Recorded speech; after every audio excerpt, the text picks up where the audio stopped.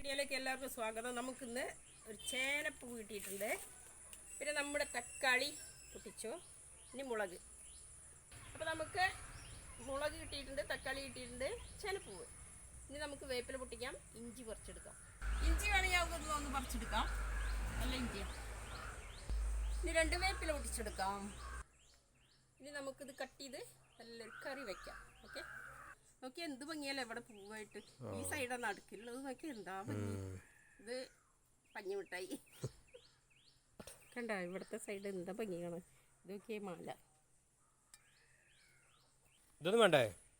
നോക്കിയ velvet. വേണ്ട, ഇത് കറി വയ്ക്കുകയൊക്കെ ചെയ്യാം, പക്ഷെ നമുക്ക് വേണ്ട.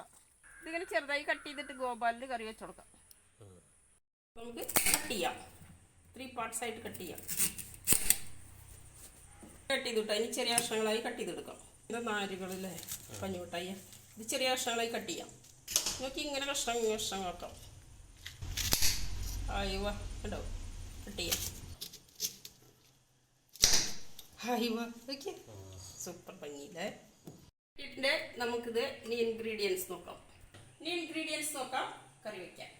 മഞ്ഞൾ വെള്ളത്തിൽ ഇട്ട് വയ്ക്കാം. നല്ല ശുദ്ധിയാവട്ടെ. മഞ്ഞൾ വെള്ളത്തിൽ കിടന്നു. അരമണിക്കൂർ മഞ്ഞൾ വെള്ളത്തിൽ ഇട്ട് വയ്ക്കാം. അരമണിക്കൂർ കഴിഞ്ഞിട്ട് നോക്കാം.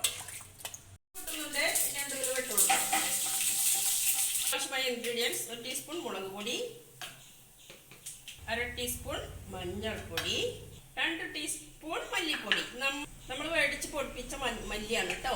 ഇപ്പോൾ കടുക് പൊട്ടിയിട്ടുണ്ട്. ഇനി ഉള്ളി തട്ടി കൊടുക്കാം, തക്കാളി ഇട്ട് കൊടുക്കാം, ഇനി പച്ചമുളക് ഇട്ട് കൊടുക്കാം, തേങ്ങ വറുത്തത് ഇട്ട് കൊടുക്കാം. തേങ്ങ വറുക്കാം. അപ്പോൾ തേങ്ങ അങ്ങനെ മൊരിയുന്നുണ്ട്. മൊരിഞ്ഞ് നമുക്കിത് മിക്സിയിലിട്ട് അരച്ചെടുക്കാം. വഴുകിത് എടുക്കാം.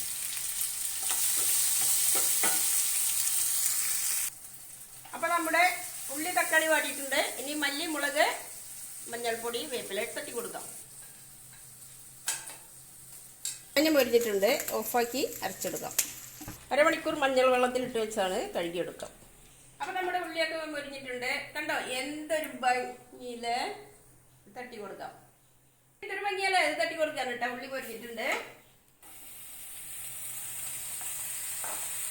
ഇനി കുറച്ച് വെള്ളം ഒഴിച്ചു കൊടുക്കാം. വെള്ളം ഒഴിക്കാം. ഇനി മൂടി വയ്ക്കാം കേട്ടോ. അതിനുശേഷം ഈ പുളി പിഴിഞ്ഞ് ഒഴിച്ചു കൊടുക്കാം. നമ്മുടെ പുളിയാണ് കേട്ടോ, നമ്മുടെ പുളിമരത്തിൻ്റെ പുളിയാണ്. അപ്പോൾ നമ്മുടെ കറി ഇങ്ങനെ തിളച്ച് വരുന്നുണ്ട്. കണ്ടോ, നല്ല സ്മെല്ലുണ്ട്. അപ്പോൾ നമുക്ക് ഈ പട്ടയങ്ങ് പൊട്ടിച്ചിട്ട് കൊടുക്കാം.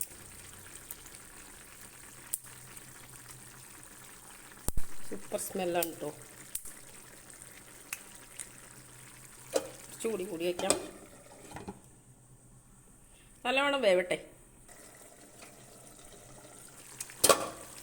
നല്ലവണ്ണം ഇളക്കി കൊടുക്കാം. വേവുന്നത് വരെ നമുക്ക് വെയിറ്റ് ചെയ്യാം.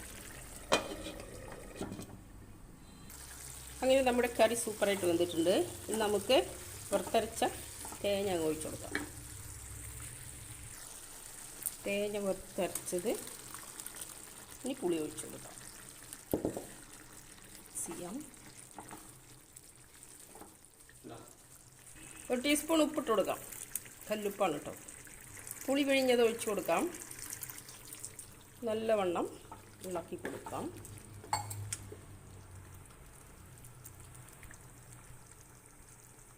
കോമ്പിനേഷൻ കുബൂസും നമ്മുടെ കറി. അപ്പോൾ കുബൂസ് ഒന്ന് ചൂടാക്കി എടുക്കാം. അപ്പോൾ നമ്മുടെ കറി റെഡി ആയിട്ടുണ്ട്. നമുക്ക് കഴിക്കാം. കുബൂസായിട്ട് കഴിക്കാം. കഴിക്കല്ലേ? ടേസ്റ്റ് നോക്കാം. അപ്പം നമുക്ക് കഴിക്കാം കുബൂസ്. ഓക്കെ, ടേസ്റ്റ് നോക്കാം. സൂപ്പറായിട്ടാ. അപ്പോൾ ഒരു കുബൂസ് പൊട്ടിക്കുക, തൈരിൽ ഇങ്ങനെ മുക്കുക, നമ്മുടെ കറിയിൽ മുക്കുക. കൊള്ളാം.